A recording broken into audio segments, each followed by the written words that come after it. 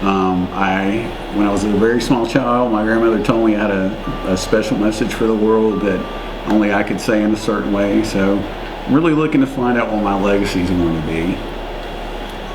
And oddly enough, I've chosen the outlet of Scary Clown to deliver that message, but the pieces have just seemed to fall into place. He has a couple of different backgrounds. One is a fictional background. The pointed teeth, fair pigmentation, and the thin skin are all caused by genetic conditions that are called ectodermal dysplasia. In the fictional story, those specific genetic anomalies have supernatural overtones to him. He has dormant supernatural DNA that are activated after he dies. In a metaphorical sense, Circus Envy has a lot of deep meaning to me. He's always represented my own wounded childhood. I know clowns are notorious for being child predators, but he's my avenger, not a predator.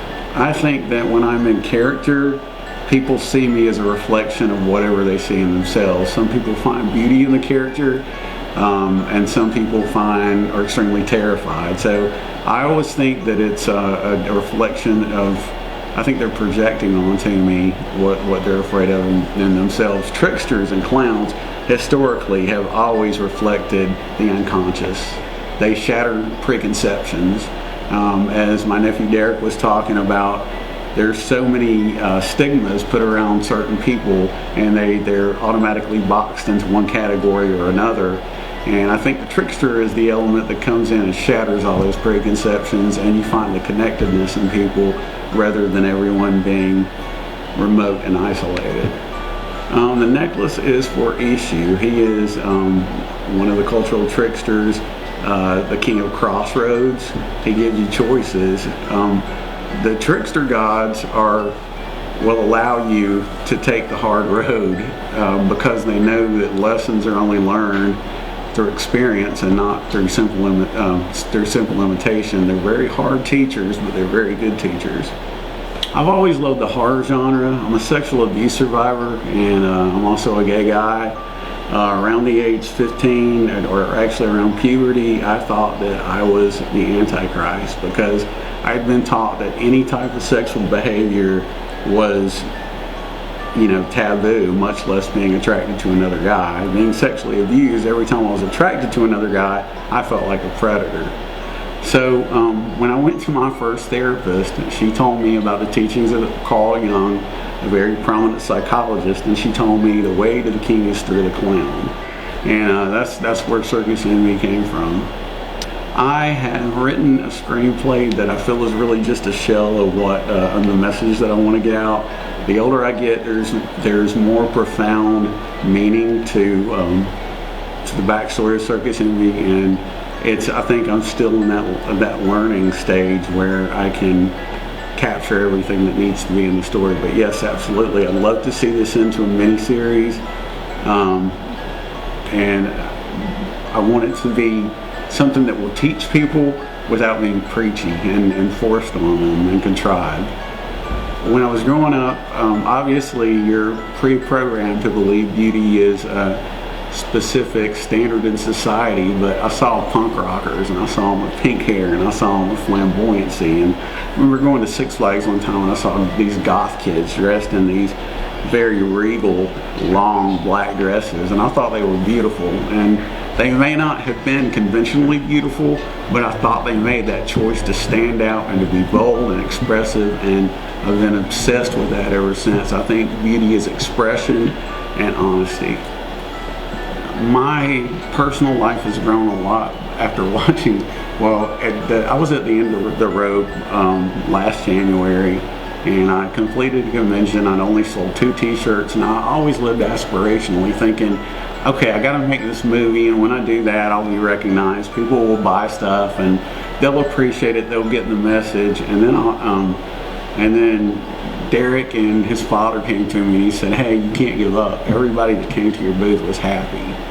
And a colleague of mine said, well, is Days of the Dead about going and having fun and getting drunk with your nephews, or is it about a business? And I thought about it, and I thought about it, and then I watched Fight Club, and I saw him burn down shit. I saw him give away everything that society considered success, and I was like, if it's not fun, it's not worth doing. It's about getting fucking drunk with my nephews and going out and reaching people one-on-one and talking to people. It doesn't have to be mainstream to be a success. What was your favorite convention you went to this past year? My favorite convention was Scarefest. We had what I feel is an absolute perfect group of people.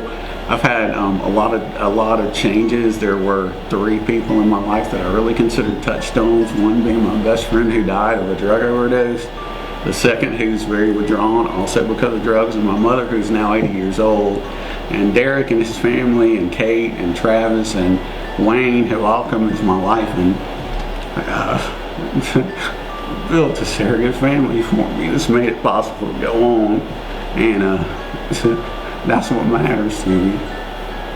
So in the past year, you're saying you felt like you've been more accepted to a family than you ever felt in the past couple of years. Yeah, I do. And I'm always wondering, there's still that self-sabotaging thing that when am I going to do to fuck this up, you know, because you get ingrained so much that you're not worth that love and acceptance. Well, me being here speaking as your nephew, you've always been accepted in our family, and our family accepts you more than anything, and you are my uncle no matter what. I appreciate it. Love you. Love you too, dude. One last question then. Today's the last day on Earth. What do you have to say? What's the last thing you want to say? Where's the fucking Xanax?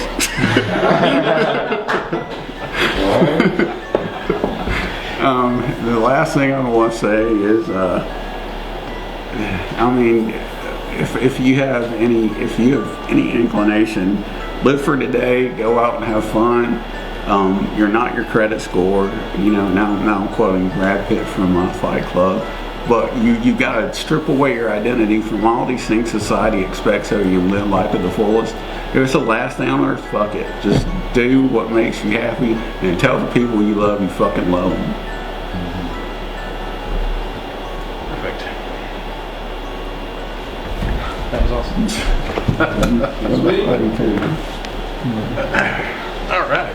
Yeah, man, crying here. I mean, I'll like tear it up. And I don't want the world to see me, 'cause I don't think that they'd understand. When everything's made to be broken, I just want you